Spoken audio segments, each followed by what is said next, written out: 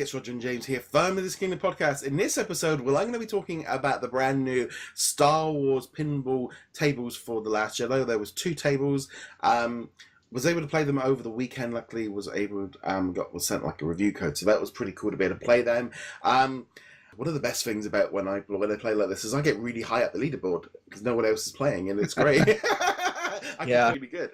But yeah, so we had 2 tables. One based on the island, and the other one kind of like a space generically one, but with a bit of the island in it as well. Which that's my one issue with the design of one of the tables was like because I did the island table, we design of that one is because I didn't see it's felt a little bit redundant having them on both.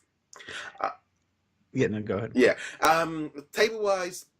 Both work very, very good, very quick. They're a bit shorter. They're not massively long tables. They've kind of condensed them. Whether or not they've done that because of like mobiles and tablets, and that's the reason for the designs. Because for a while they were getting quite long, and then suddenly they seem to have kind of gone back to how they used to be a few years ago, where they're a little bit shorter.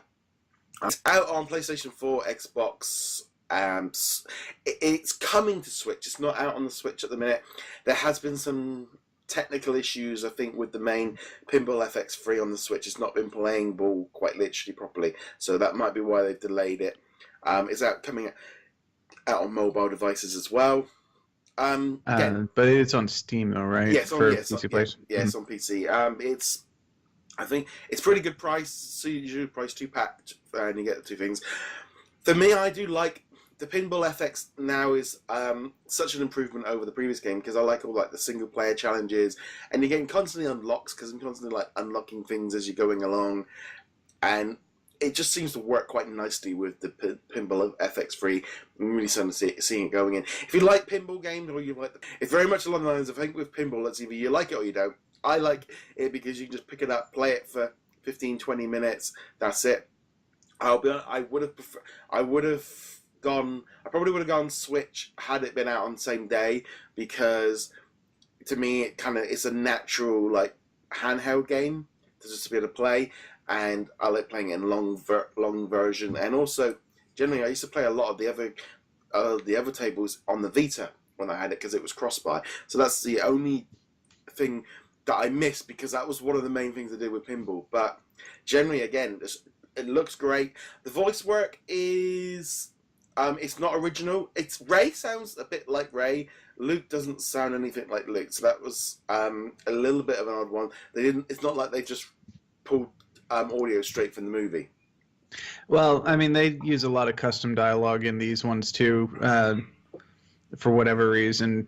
Because they tell their own version of the story, so I can see why they do it. But I haven't played it, so I haven't heard the voices. I am looking forward to playing it. I'm going to pick it up on probably Steam or Xbox One, but yeah, it would be nice if the Switch version came out the same. I have actually not tried Pinball FX3 on the Switch yet, but I have to admit the portability and the vertical mode, even if the tables are being more compact now, is a nice selling point. Being relative. I did a review of the Fox tables recently on the Nintendo Switch, and I'll be honest, I didn't find any of the technical issues or any of the issues that had been. I know there'd been an update, and then they said they weren't doing it, and then they said they were doing it.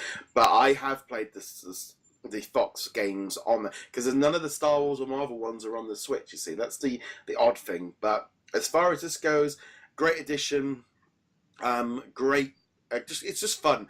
If you like these kind of tables, you really can't go too wrong with it. You had the Jurassic Park ones, and then before that you had Universal. So they're going around the different franchises and stuff. It's a shame this didn't come out back in January or December. That was but then it pretty much hit straight in with the home video release, which I did watch again over the weekend as well, and yeah, that's good. I tried to. Yeah, no, I think I actually enjoyed it more the second time round because I kind of knew where it was going, and expectations were just enjoy it because it's a Star Wars kind of thing. But then they did the same thing with the Rogue One and Force Awakens, where they were like 4 or 5 months after the movie came out of the release. So that's kind of quite standard. Whether or not that means then that they can make them slightly better because they're much more themed, and they can make some tweaks to it after they see the movie and properly fix. If that's the only thing I can think of, that sometimes that's the trouble with doing movie tie-ins, is that if you do it and get them out, sometimes we don't always line up properly. Where at least this way it lines up a bit better. Yeah, I would actually prefer they do it a couple of months later if it means we're not going to end up in a Disney Infinity situation where you get to the end of the Force Awakens place and you're like, what the heck is going on here? Yeah. And then you got Lego Force Awakens, which was excellent. Yeah. One of the best. It probably actually, in my opinion, might be the best Lego game at the moment.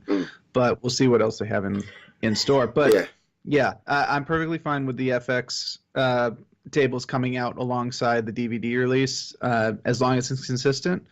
I hope that we'll get some solo tables when that hits video in a couple months, or probably like 4 or 5 months, give or take. I hope so. And the fact that they've just released this one here says to me that they've whatever licenses and stuff. It just makes so much sense to do this as a movie tie-in. I'm hoping that we might get maybe like an Infinity War one as well. That would be great. Or an Ant-Man. I mean, or even a Black Panther one when that was coming out. Actually, we should. But then we would have also expected maybe a Thor Ragnarok one. They could maybe be. They could possibly be holding on to multiple properties to do like a 4-pack, like we've seen in the past, like Moon Knight, Ghost Rider, etc., the Spirits of Vengeance pack. We could see Black Panther, Thor Ragnarok, maybe Guardians of the Galaxy 2 and Avengers Infinity War all pop up at the same time. That's purely speculative, but we have no idea what their release plans are. And for whatever reason, they don't tend to announce too far in advance of when they actually release. It's normally only a couple of weeks. Yeah, I mean, this was literally like 2 weeks ago they announced it, and the next thing I know, it's out. So, great fun, great table, definitely worth checking out. And also, the good thing with Pinball FX, you can download the main game. All the tables can be downloaded and have about a 2-minute demo. There is a couple of free tables. There's usually some on discount as well. It's just a thing of download it, try it out, and if you like it, then you can pick it up. So it's definitely worth doing. So let us know in the comments below if you're going to be picking it up as well. I know if you're going to be playing it, I'd love to know your thoughts. Remember, you can check us out over at DisKingdom.com. I'll also be putting up a written review as well for this one. And finally, you can go check us out on all the different platforms, etc. James, where can they find you? Find me heroiclegacy.com. And then, guys, thank you very much for joining us. We'll be back soon. Later.